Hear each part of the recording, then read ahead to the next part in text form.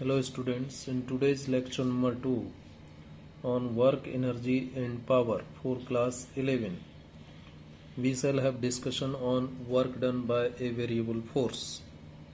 Dear students, in last lecture number 1, we discussed the concept and meaning of work, and also we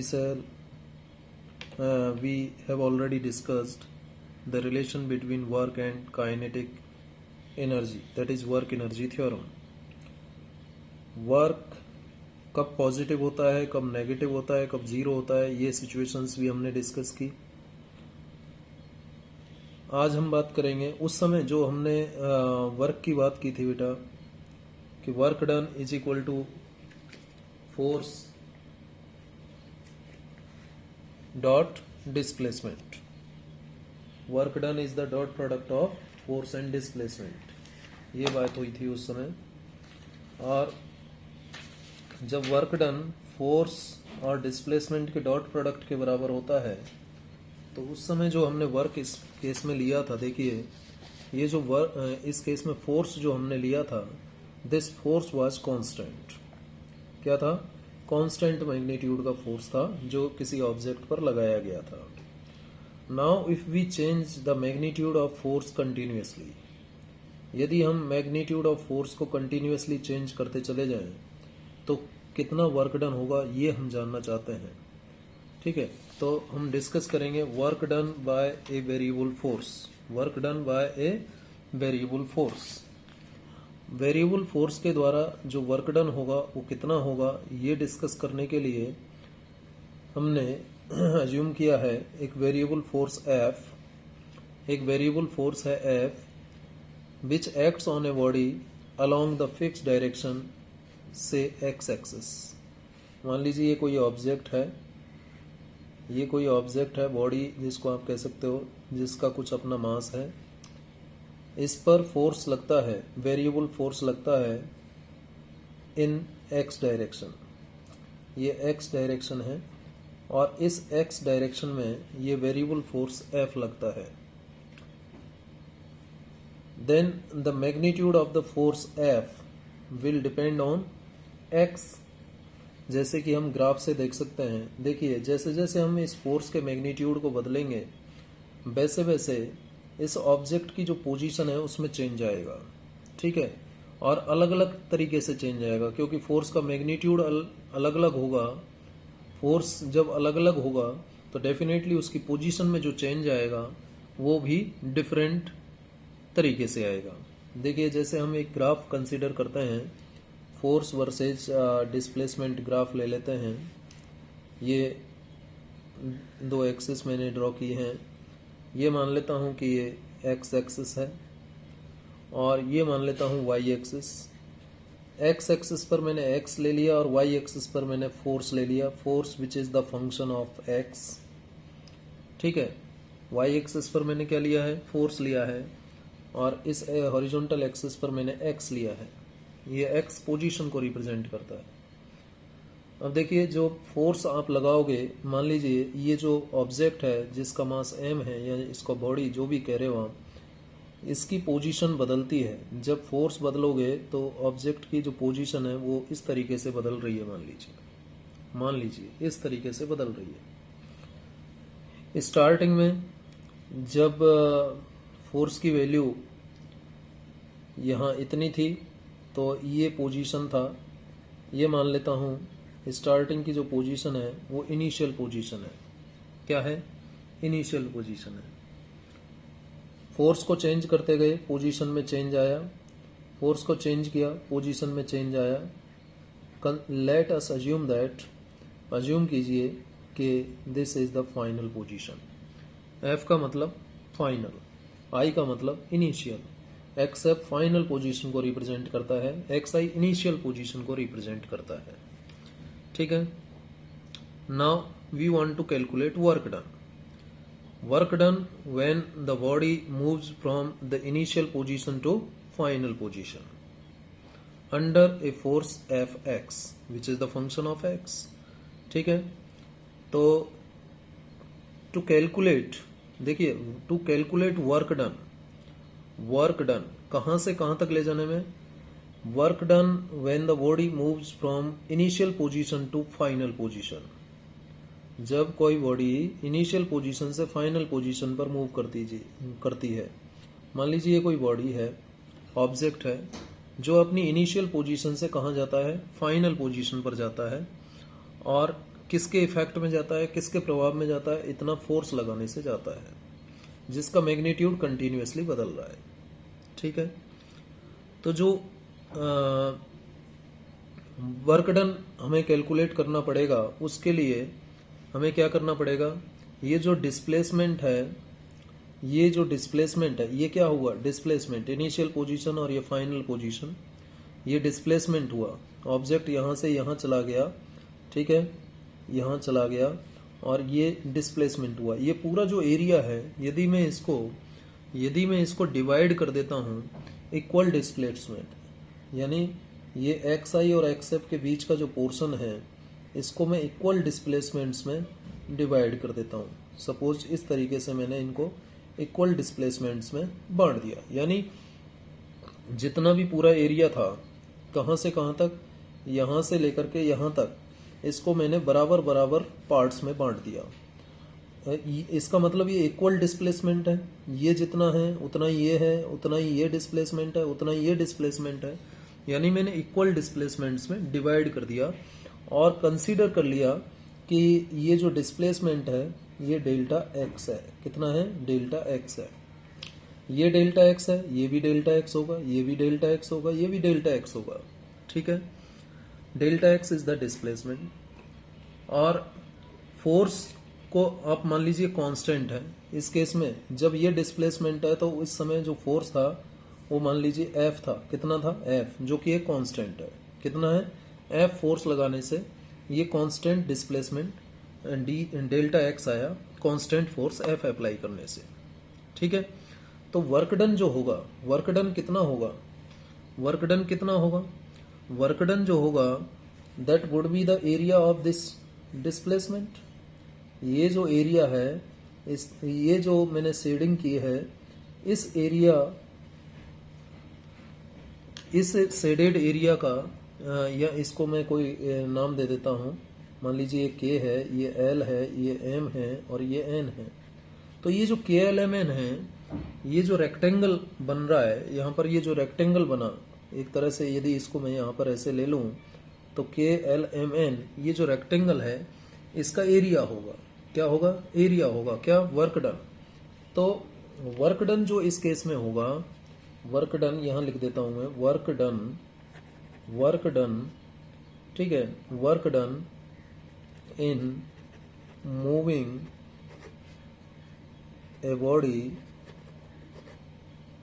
work done in moving a body from initial position to final position, from initial position to final position under a force, under a force fx। इस force के under, ये x bracket में जो लिखा है इसका मतलब f depends on x, इसका मतलब ये है। ठीक है, इस फोर्स के अंडर जब कोई बॉडी का डिस्प्लेसमेंट एक्स आई से एक्स एफ होता है, तो वर्क डन जो होगा उसको कैलकुलेट करने के लिए हमने क्या किया, first we divide displacement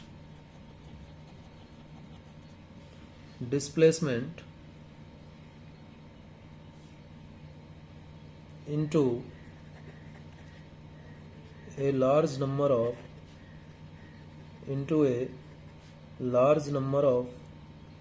small equal displacements as shown in the above figure। ठीक है, हमने इक्वल डिस्प्लेसमेंट्स में डिवाइड किया। जो ये पूरा डिस्प्लेसमेंट है एक्स आई से एक्स एफ, इसको बराबर बराबर डिस्प्लेसमेंट्स में डिवाइड कर लिया। ठीक है, इक्वल डिस्प्लेसमेंट जो लिया वो डेल्टा एक्स है। कितना है, डेल्टा एक्स है। डेल्टा एक्स के इक्वल डिस्प्लेसमेंट्स में हमने डिवाइड कर लिया। ड्यूरिंग डिस्प्लेसमेंट डेल्टा एक्स, जो डेल्टा एक्स डिस्प्लेसमेंट है, इस डिस्प्लेसमेंट में during displacement delta x the force F can be assumed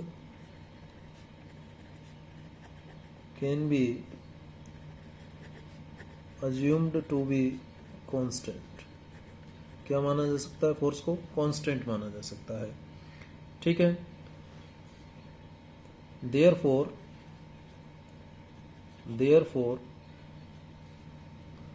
the work done कितना हो जाएगा? Work done is, therefore the work done is, कितना हो जाना है work done? Work done delta W would be equal to area of rectangle, जो मैंने ऊपर शेडिंग की है, रेक्टेंगल KLMN जो रही है रेक्टेंगल है, इसका जो एरिया होगा वो क्या बताएगा? वर्क डन को बताएगा। और इसका एरिया क्या होगा रेक्टेंगल का? भाई ये हो गया आपका डेल्टा एक्स, ये क्या हो गया? डेल्टा एक्स, और ये क्या हो गया? ये हो गया फोर्स। ये क्या बता रहा है? फोर्स को बता रहा है, और ये डिस्प्लेसमेंट को बता रहा है, डेल्टा एक्स को। तो जो वर्क डन होगा it would be what? Work done delta W would B, force है Fx और डेल्टा एक्स, ये डेल्टा W हुआ। But it is not the total work done, it is not the total work done. अब जितने भी हमने displacement लिए हैं, जितने भी हमने ये पूरे डिस्प्लेसमेंट को, इस पूरे एरिया को ये छोटे छोटे एरिया में बांटा है, बराबर एरिया में जो बांटा है, डेल्टा एक्स डिस्प्लेसमेंट्स में इन सबको बांटा है, इन सबके वर्क डन को यदि हम ऐड कर दें तो टोटल वर्क डन आ जाएगा, है या नहीं? इन सभी के एरिया को यदि हम ऐड कर दें, एक का वर्क डन यहां से यहां तक जाने में वर्क डन कितना है? Fx डेल्टा एक्स है, Fx डेल्टा एक्स है। तो यदि हम इन प्रत्येक पार्ट के वर्क डन को ऐड कर दें तो टोटल वर्क डन आ जाएगा। ठीक है, जब टोटल वर्क डन आ जाएगा तो कैसे निकालेंगे? टोटल वर्क डन यदि मैं कहूँ, मैं ये कह सकता हूँ कि यदि टोटल वर्क डन आपको चाहिए, टोटल वर्क डन यदि आपको चाहिए तो कैसे निकालेंगे? टोटल वर्क डन के लिए मैं ग्राफ प्लॉट कर दूंगा इस तरीके से, ये वही इधर x ले लेता हूँ और इधर वही Fx ले लेता हूँ। अब टोटल वर्क डन मुझे चाहिए तो ये देखिए इस तरीके से मैंने बनाया। ठीक है, और ये था आपका इनिशियल पोजीशन, ये क्या था? इनिशियल पोजीशन था, और ये रिप्रेजेंट कर रहा था आपका फाइनल पोजीशन। किसको रिप्रेजेंट कर रहा था? फाइनल पोजीशन को रिप्रेजेंट कर रहा था। ठीक है, तो जो वर्क डन होगा वो अब क्या हो जाएगा? ये P मान लेता हूँ, ये Q मान लेता हूँ, ये R मान लेता हूँ, ये S मान लेता हूँ। यानी ये जो पूरा एरिया है, ये जो मैं शेडिंग कर रहा हूँ, ये पूरे एरिया, ये जो पूरा पोर्शन है, इसका जो एरिया होगा वही तो टोटल वर्क डन होगा। और ये जो पूरा एरिया जो मैंने शेडिंग किया है, ये एरिया किसके बराबर होगा?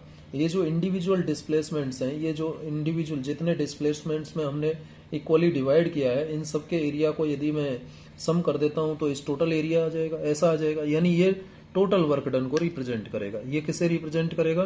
टोटल वर्क डन को रिप्रेजेंट करेगा। ये जो एरिया होगा ये टोटल वर्क डन को रिप्रेजेंट करेगा, टोटल वर्क डन को रिप्रेजेंट करेगा, है या नहीं? समझ में आ गई बात? अब देखिए, अब टोटल वर्क डन यदि मुझे निकालना है, टोटल वर्क डन यदि मुझे निकालना है तो मैं इसको क्या लिखूंगा? To calculate total work done we add areas of all rectangles. जितने भी आपने डिस्प्लेसमेंट्स लिए हैं जो रेक्टेंगुलर पोर्शन के लिए हैं, ये जितने भी रेक्टेंगल्स हैं इन सब के एरिया को क्या कर देंगे? ऐड कर देंगे। Be add areas of all rectangles, ठीक है, as shown in figure A. इसको मैं क्या मान लेता हूँ, फिगर ए मान लेता हूँ इसको, ठीक है, ये फिगर ए है मान लीजिए, और इसको मैं फिगर बी मान लेता हूँ, ठीक है, क्लियर। तो टोटल वर्क डन जो होगा, टोटल वर्क डन जो होगा क्या हो जाएगा, टोटल वर्क डन की जो वैल्यू होगी डेफिनेटली वो क्या आ जाएगी, डेल्टा डब्ल्यू की जगह डब्ल्यू आएगा, और यहाँ एक हम मैथमेटिक्स में सिंबल का यूज करते हैं टोटल वर्क डन के लिए, समेशन या सिग्मा कहते हैं, और ये कहाँ से कहाँ, एक्स आई से एक्स एफ, एक्स आई से एक्स एफ, ये लिमिट को रिप्रेजेंट कर रहा है, और एफ एक्स डी एक्स, यानी एक्स आई से एक्स एफ जितने भी रेक्टेंगल्स थे उनका एरिया जोड़ दें तो ये टोटल एरिया होगा, ठीक है। तो ये आ जाएगा आपका summation X I to X F X D X, ये आ जाएगा, ठीक है। अब देखिए जो डिस्प्लेसमेंट है वो स्मॉल है, दिस डिस्प्लेसमेंट, इसको डेल्टा एक्स लिखेंगे, डेल्टा एक्स, डी एक्स नहीं है, डेल्टा एक्स, ये जो डिस्प्लेसमेंट है डेल्टा एक्स ये स्मॉल है, ठीक है।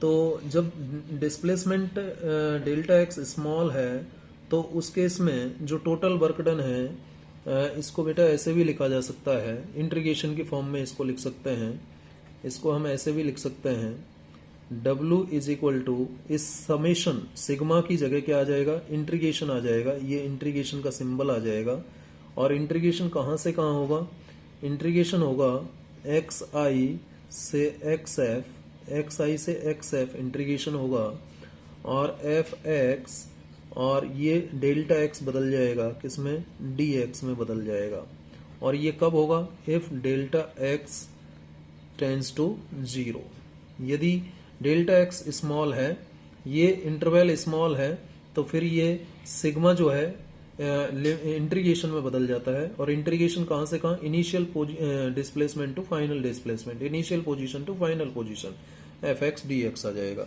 इस तरीके से ये आ जाएगा, ठीक है, इस तरीके से आ जाएगा। लेकिन ये कब होगा, जब डिस्प्लेसमेंट जीरो को अप्रोच करेगा, जब डिस्प्लेसमेंट जीरो को अप्रोच करेगा, यानी मैं ये कहूं कि limit delta X tends to zero, तो ये हो जाएगा, क्या हो जाएगा, ये सिग्मा जो है इंटीग्रेशन में बदल जाता है, और एक्स आई से एक्स एफ लिमिट हो जाएगी, X I lower limit, X F upper limit, F X D X, इतना हो जाएगा, ठीक है। अब देखिए आगे देखते हैं, आगे इसको सॉल्व करें, आगे इसको सॉल्व करें तो क्या आएगा, देखिए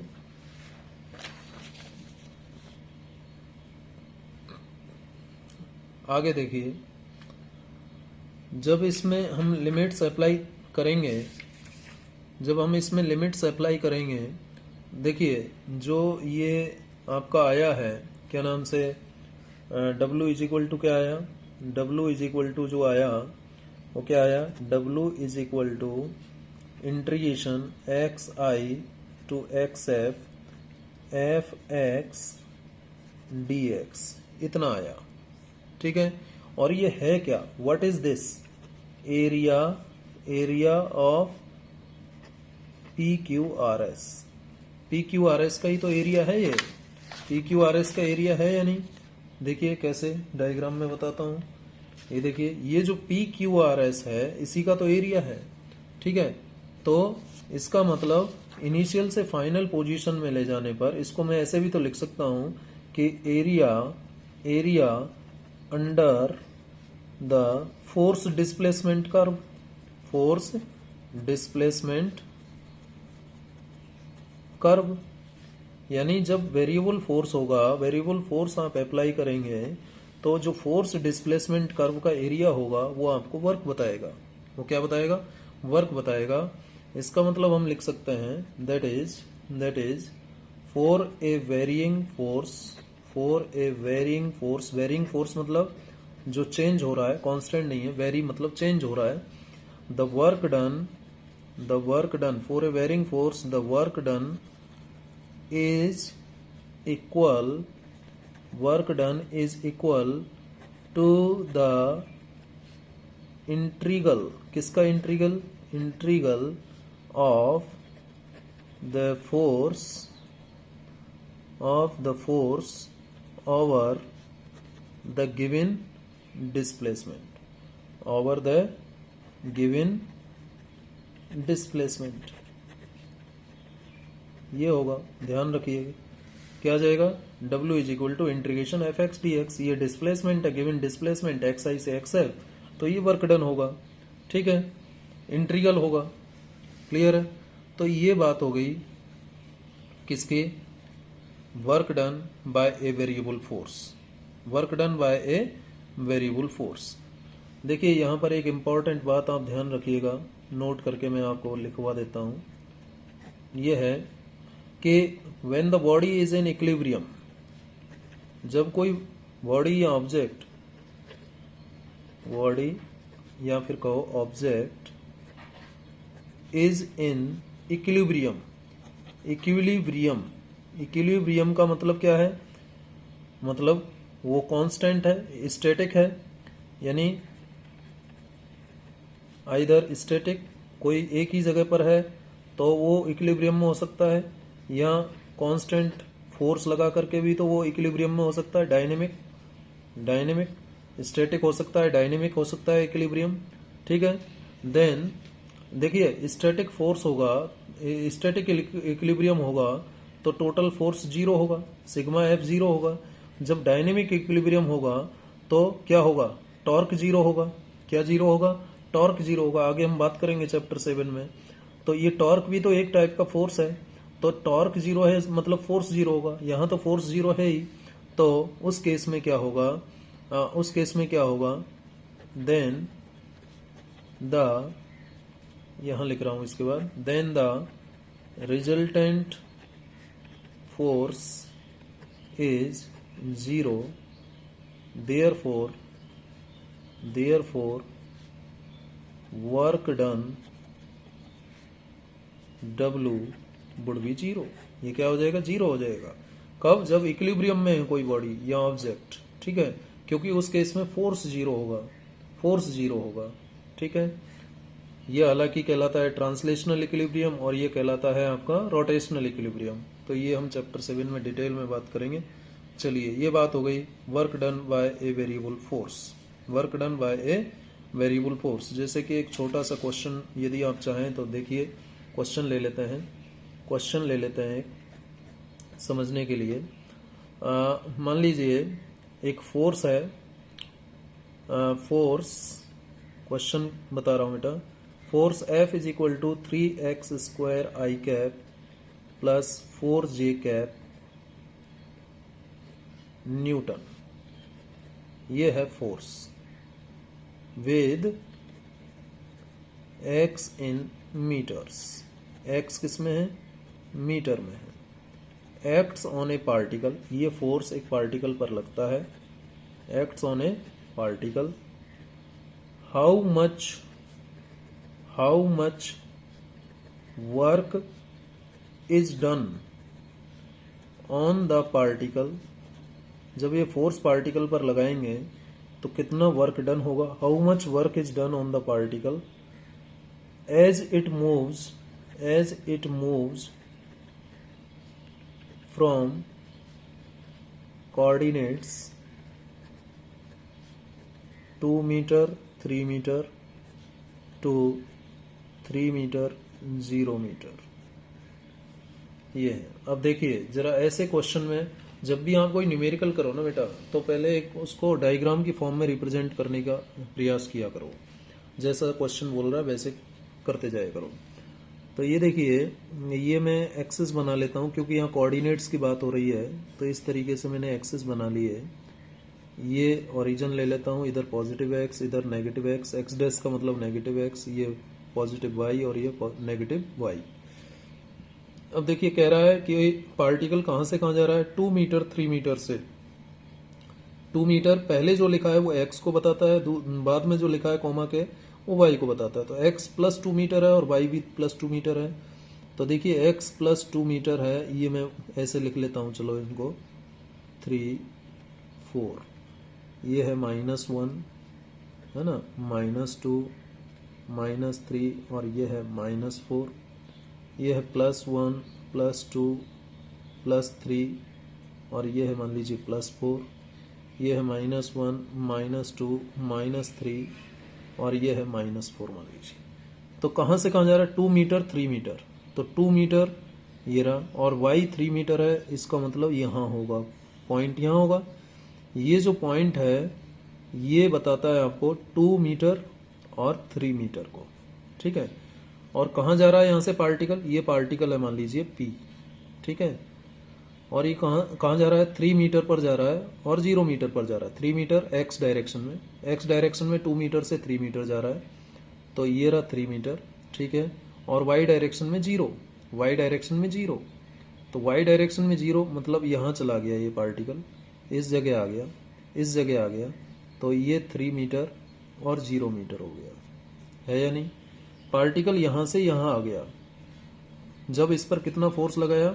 3x² i cap plus 4j cap Newton, यानी ये जो टोटल फोर्स है ये दो फोर्सेज का सम है। एक फोर्स तो लग रहा है i कैप यानी पॉजिटिव x डायरेक्शन में, और एक फोर्स लग रहा है j कैप यानी पॉजिटिव y डायरेक्शन में।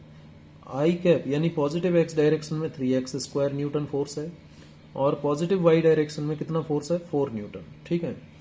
तो ये पार्टिकल यहाँ से यहाँ जाता है, ठीक है, यहाँ से कहाँ जाता है? यहाँ जाता है, ठीक है, कि इतना फोर्स लगाने से, ठीक है जी।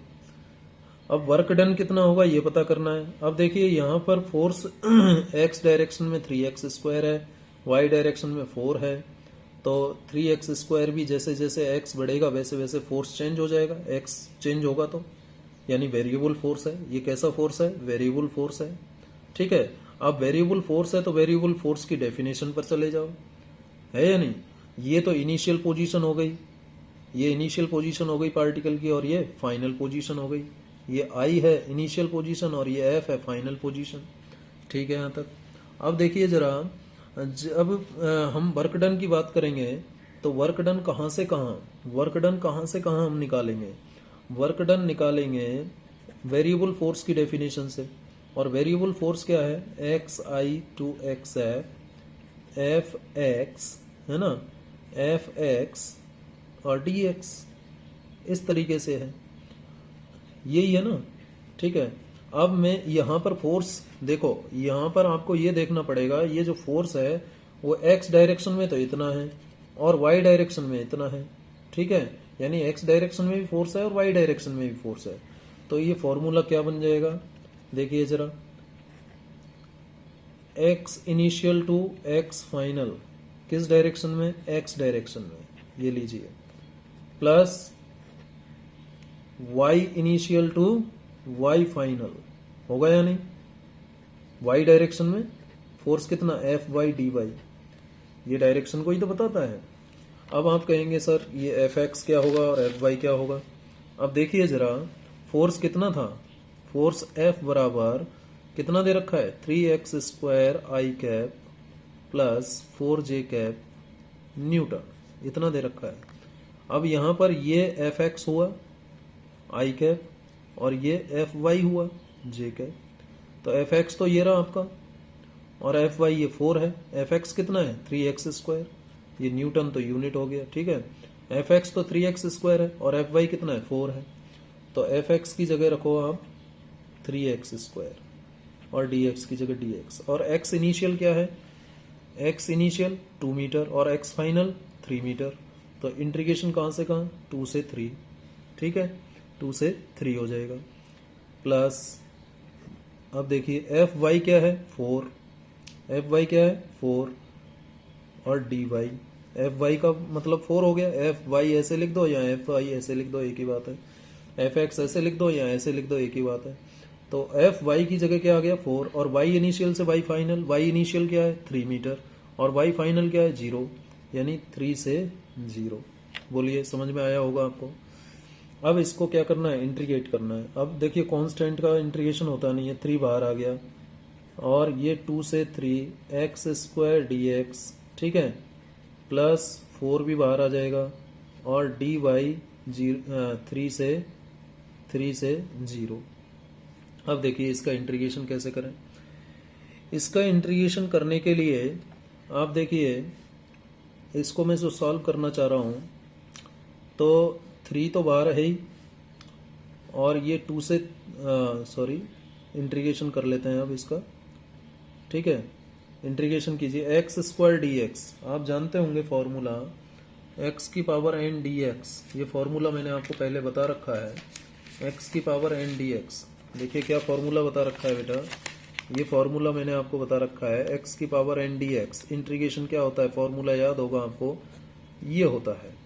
ठीक है, तो एन की जगह तो 2 है और एक्स की जगह एक्स है, तो एन की जगह 2 है और एक्स की जगह एक्स है, तो एक्स की पावर 2 + 1 अपॉन 2 + 1, और लिमिट कहाँ से कहाँ, 2 से 3 + 4, और ये dy है। मैंने आपको इसका भी फॉर्मूला बताया था कि इंटीग्रेशन dx बराबर x होता है, या dy होगा तो y हो जाएगा इंटीग्रेशन। तो वैसे ही ये dy है तो इंटीग्रेशन क्या हो गया, y हो गया। और लिमिट कहाँ से कहाँ हो जाएंगे, लिमिट कहाँ से कहाँ हो जाएंगी, इसकी जो लिमिट होंगी, लिमिट हो जाएगी 3 से 0। अब तो कुछ नहीं है, लिमिट से अप्लाई करनी है। अब देखो जरा, इसको यहीं सॉल्व कर देता हूँ। ये x³ हो गया और नीचे 3 हो गया, 3 को बाहर ले लेंगे, 3 से 3 कैंसिल हो गया, 3/3, ये 3 तो बाहर आ जाएगा। x³ है, अब x की जगह 3 रखो तो 3 का क्यूब यानी 27। 3 का क्यूब कितना होगा, ये x³ हुआ ना, और x की जगह 3 रखोगे तो 3 का क्यूब, और 3 का क्यूब कितना होता है 27, minus upper limit minus lower limit होता है। अब x की जगह 2 रखो, 2 का क्यूब कितना होगा 8। ठीक है, 27 - 8, और इधर रखें तो +4, और अपर लिमिट मतलब 0 y की जगह, और लोअर लिमिट -3। अब सॉल्व करना है, 3 से 3 कैंसिल हो गया, 27 में से 8 गए तो 19 तो ये बचे, और इधर -3 है तो -12 आएगा, तो कितना आ जाएगा 7 क्या वर्क डन आ गया। अब ये 7 क्या जूल, 7 जूल वर्क डन आया। कितना आया 7 जूल। इस तरीके से हम इस वेरिएबल फोर्स के फॉर्मूले को अप्लाई करके वर्क डन कैलकुलेट कर सकते हैं। 7 जूल हमारा वर्क डन यहाँ पर आ गया। ठीक है, चलिए आगे बात करेंगे। अब आगे हम बात करेंगे, और आगे हमें बात करनी है कि काइनेटिक एनर्जी क्या होती है। ये तो हमने ऑलरेडी डिस्कस किया हुआ है, और इसका एक्सप्रेशन कैसे डिराइव करें, काइनेटिक एनर्जी का एक्सप्रेशन हमें डिराइव करना है। लेकिन उससे पहले हमें थोड़ा सा जानना होगा कि कंजर्वेटिव फोर्स क्या होते हैं और नॉन कंजर्वेटिव फोर्सेज क्या होते हैं। ठीक है, तो देखिए डेफिनेशंस ही आपको याद रखनी है। कंजर्वेटिव फोर्स का मतलब क्या होता है। Conservative forces, a force is said to be conservative if work done by or against the force in moving a body depends only on initial and final position। यदि वर्क डन, ध्यान रखिए work done केवल initial और final position पर depend करता है, not on the nature of path followed between the initial and final position. जैसे ये कोई पार्टिकल है P, इसको P से पार्टिकल को Q पर लेके गए, कहाँ लेके गए Q पर। अब एक इस रास्ते से लेके गए, ठीक है, और एक इस रास्ते से ले जाओ, और एक इस रास्ते से ले जाओ, सीधे कई रास्ते हो सकते हैं। तो जो कंजर्वेटिव फोर्स हैं वो इसकी इनिशियल पोजीशन और फाइनल पोजीशन पर डिपेंड करते हैं। इस बात पर डिपेंड नहीं करते कि आप किस रास्ते से, किस पाथ से उस पार्टिकल को इनिशियल पोजीशन से फाइनल पोजीशन पर ले गए। तो ऐसे forces, a force is said to be conservative if work done by और अगेंस्ट द फोर्स। यदि एक ऐसा फोर्स जिसके द्वारा जो वर्क होगा या उसके अगेंस्ट जो वर्क होगा वो पाथ पर डिपेंड नहीं करता है, किस पर डिपेंड करता है, इनिशियल और फाइनल पोजीशन पर। समझ में आया। एक ऐसा फोर्स जिसके द्वारा किया गया कार्य, a type of force by which the amount of work done does not depend on the nature of path followed, depends only on initial and final position of the particle। Initial और final position पर depend करता है, nature of path पर depend नहीं करता है। ऐसा force क्या कहलाएगा, कंजर्वेटिव फोर्स कहलाएगा। जैसे कि ग्रेविटेशनल फोर्स, जितने भी ऑब्जेक्ट हैं बेटा, ठीक है, जैसे सन और उसके प्लैनेट्स हैं, उनके बीच जो भी ग्रेविटेशनल फोर्स लग रहा है वो पाथ पर डिपेंड नहीं करता, इनिशियल और फाइनल पोजीशन पर डिपेंड करता है, तो ये एक कंजर्वेटिव फोर्स है। जैसे इलास्टिक स्प्रिंग, स्प्रिंग जो होती है ना, इलास्टिक स्प्रिंग, उसमें जो फोर्स लगते हैं वो कंजर्वेटिव फोर्स होते हैं। ध्यान रखिएगा। Example, electrostatic force between two electric charges, मैंने शुरू में बताया था आपको फर्स्ट चैप्टर में, electromagnetic force between two charges, तो वो भी कैसा है, एक कंजर्वेटिव फोर्स है। Magnetic force between two magnetic dipoles, एक मैग्नेट के दो डाइपोल्स के बीच लगने वाला जो फोर्स है वो भी कंजर्वेटिव फोर्स होता है। तो कंजर्वेटिव फोर्स का मतलब है एक फोर्स जिसके द्वारा जो वर्क डन होगा, work done by any force और against the force in moving a body from initial to final position depends only on its initial and final position and does not depend on the nature of path followed, then that type of force is known as conservative force. Number 1 और examples मैंने आपको बताए। Then non conservative, इसका उल्टा हो जाएगा, ए force जिसके द्वारा, a force is said to be non conservative if the work done by और against the force, work done by the force or against the force in moving a body from one position to another depends on the path followed. जो path पर depend करता है वो non conservative force होता है। जैसे कि frictional force, ठीक है, ये सब नॉन कंजर्वेटिव फोर्सेज होते हैं। जितने भी फ्रिक्शनल फोर्सेज हैं ये सब क्या होते हैं, नॉन कंजर्वेटिव फोर्सेज होते हैं। तो जो पाथ पर डिपेंड करता है वो नॉन कंजर्वेटिव फोर्स है, फ्रिक्शनल फोर्स है। जैसे कि विस्कस फोर्स है, विस्कस फोर्स जो कि लिक्विड की लेयर्स के बीच लगता है। जैसे कि टेंशन है, ठीक है, क्या है, टेंशन, रस्सी के अंदर जो टेंशन आता है, ये सब क्या है, नॉन कंजर्वेटिव फोर्सेज हैं। लेकिन मैंने आपको कंजर्वेटिव फोर्स का भी बताया। कंजर्वेटिव फोर्स कौन से फोर्स होते हैं, कंजर्वेटिव फोर्स वे फोर्स हैं जो कि इनिशियल और फाइनल पोजीशन पर डिपेंड करते हैं। और हाँ, एक और बात ध्यान रखिएगा, work done by the force in moving A particle along A close path, यदि क्लोज पाथ, ये जैसे एक पार्टिकल को, मान लीजिए क्लोज पाथ कैसा भी है, सर्कुलर हो सकता है, सर्कुलर नहीं भी हो सकता है। मान लीजिए एक पार्टिकल को पी से और ऐसे क्यू पर ले गए और वापस पी पर ले आए, तो ये क्लोज्ड पाथ पर जब किसी पार्टिकल को ले जाते हो तो वर्क डन क्या आता है, हमेशा जीरो आता है, ये ध्यान रखना। क्लोज्ड पाथ पर जब भी पार्टिकल को मूव करेंगे तो वर्क डन क्या आएगा, net work done would be zero. Net work done क्या हो जाएगा, जीरो हो जाएगा, क्योंकि जितना वर्क डन पी से क्यू में ले जाने में होगा उतना की उतना वर्क डन क्यू से पी तक आने में होगा, लेकिन दोनों की डायरेक्शन अपोजिट होगी, ये पॉजिटिव होगा तो ये नेगेटिव होगा, इसलिए टोटल वर्क डन क्या आ जाएगा, जीरो हो जाएगा। तो क्लोज्ड पाथ पर जो वर्क डन होगा वो जीरो होगा। कंजर्वेटिव फोर्स मैंने आपको बता दिया, if the work done by force और against the force does not depend on the nature of path, it depends only on initial and final position, it is said to be conservative force. And for example, gravitational force, spring, elastic spring force, electrostatic force or electromagnetic force between electric charges, magnetic force between magnetic poles, and non-conservative forces are the forces or we can say the work done by the force or against the force in moving an object or a body from one position to another depends on the path followed between two positions, does not depend on initial and final position. तो ऐसे forces non conservative force कहलाते हैं। Example है frictional force, viscous force, tension, ये सब किसके example हैं, non conservative force के एग्जाम्पल हैं, ध्यान रखिएगा।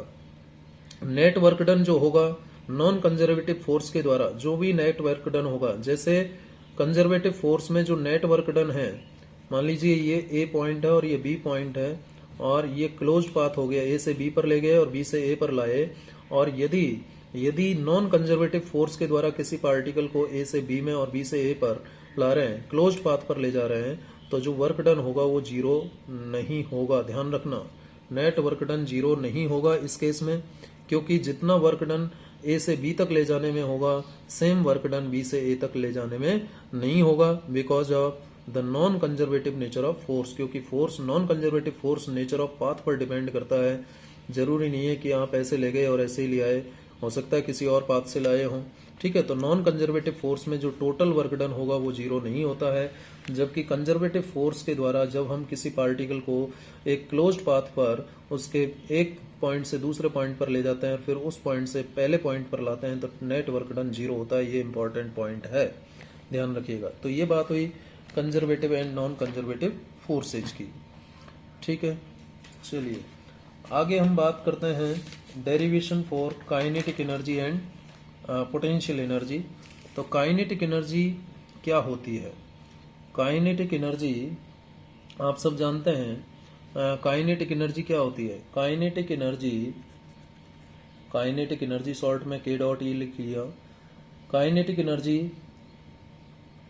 is the energy possessed by an object by virtue of its motion।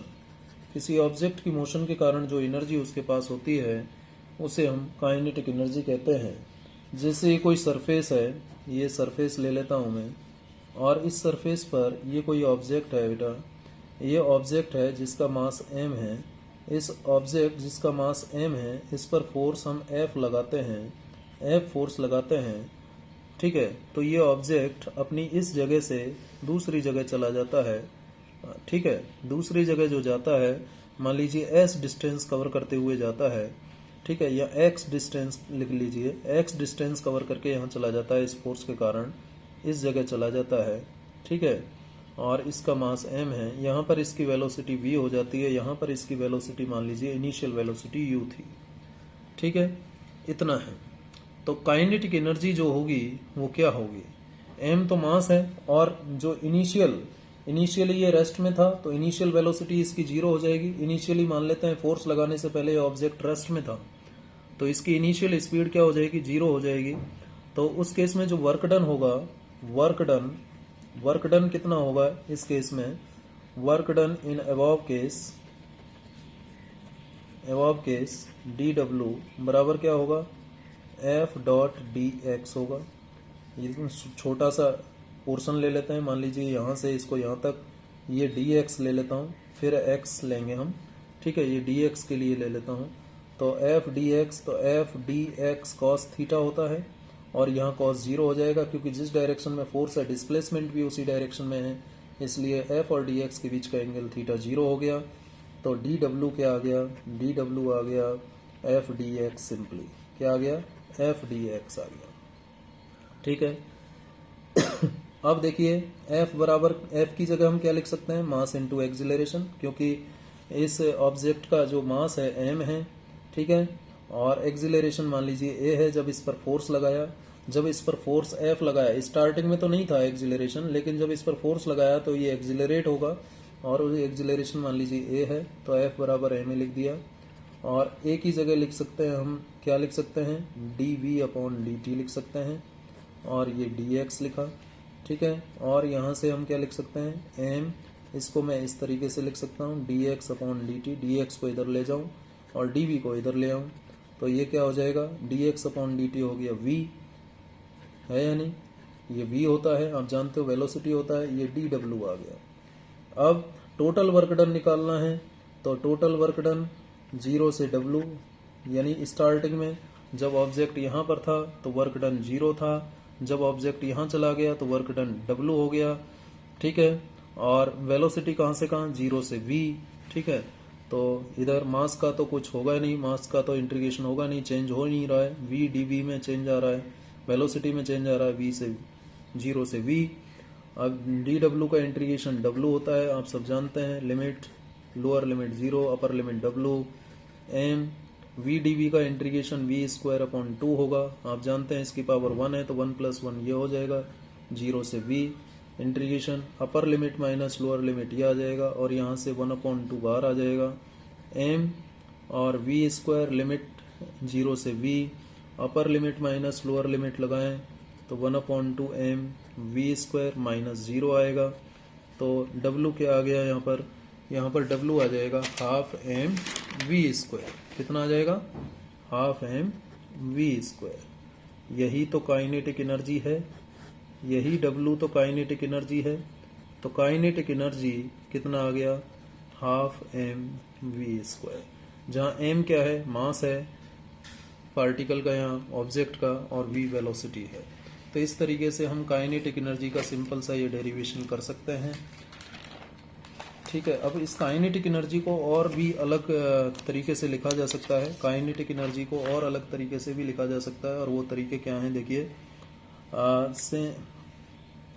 Sense kinetic energy, देखिए काइनेटिक एनर्जी का फॉर्मूला हमारा क्या आया, ये आया। इस फॉर्मूले को अलग तरीके से भी लिखा जा सकता है। मैं m से ऊपर नीचे मल्टीप्लाई करूं तो ये बन जाएगा। इसको हम ऐसे लिख सकते हैं, एम वी होल स्क्वायर लिख सकता हूं मैं।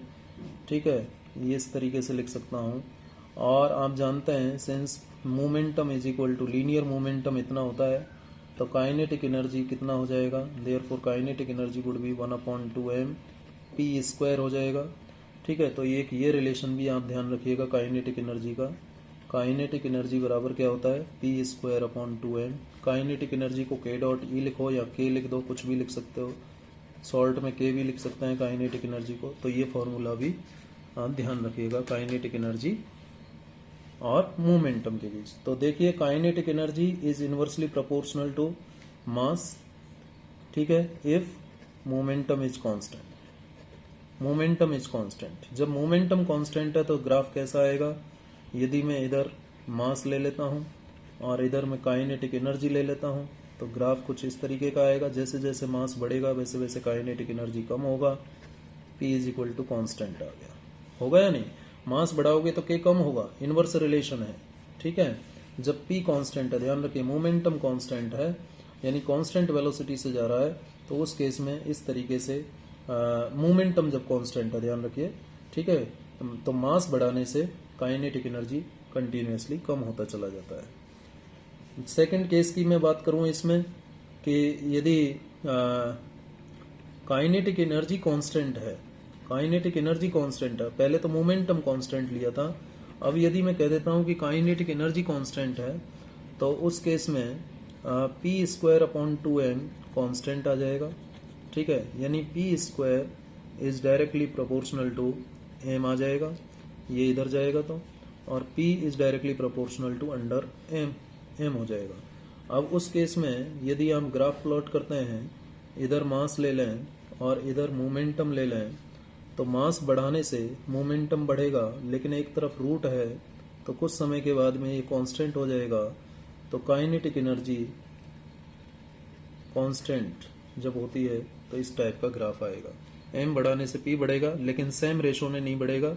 देखिए m बढ़ाओगे तो p ज़्यादा बढ़ जाएगा, स्क्वायर टर्म है, और कुछ समय के बाद वो कांस्टेंट भी हो जाएगा। ठीक है, एक थर्ड केस भी इसमें हो सकता है, यदि आप मास को कांस्टेंट रखें। ठीक है, तो उस केस में क्या होगा, थर्ड केस में यदि हम बात करें, if m is constant, mass is constant, तो p square upon 2m is equal to kinetic energy है। ठीक है, या फिर कहूँ kinetic energy is equal to P square upon constant आ जाएगा, क्योंकि मास कांस्टेंट है। तो kinetic energy is directly proportional to P square, या फिर कहूँ कि P square is directly proportional to kinetic energy, या फिर कहूँ कि P is directly proportional to under root of kinetic energy. तो उस केस में जब आप ग्राफ प्लॉट करोगे किस किस के बीच, इधर मोमेंटम ले लें और इधर यदि काइनेटिक एनर्जी ले लें, मैंने आपको पहले ही कहा था काइनेटिक एनर्जी को आप K से भी लिख सकते हैं, इस तरीके से भी लिख सकते हैं। तो उस केस में जब मास कांस्टेंट होता है तो इस टाइप का ग्राफ आएगा, मास इज कांस्टेंट। तो मोमेंटम बढ़ाने से काइनेटिक एनर्जी बढ़ेगा, लेकिन सेम रेशो में नहीं बढ़ेगा। ठीक है, क्योंकि मोमेंटम मास कांस्टेंट है, तो मोमेंटम बढ़ाने से काइनेटिक एनर्जी बढ़ेगा, लेकिन जितना मोमेंटम बढ़ेगा उतना नहीं बढ़ेगा। ठीक है, तो ये काइनेटिक एनर्जी के डिफरेंट ग्राफ्स और इसके डेरिवेशंस की बात हुई। आगे हम बात करेंगे पोटेंशियल एनर्जी और उसके डेरिवेशन की, और मैकेनिकल एनर्जी कांस्टेंट रहती है, इसके ऊपर चर्चा करेंगे। Thank you very much. इस वीडियो को दोबारा देखिएगा। बहुत बहुत धन्यवाद।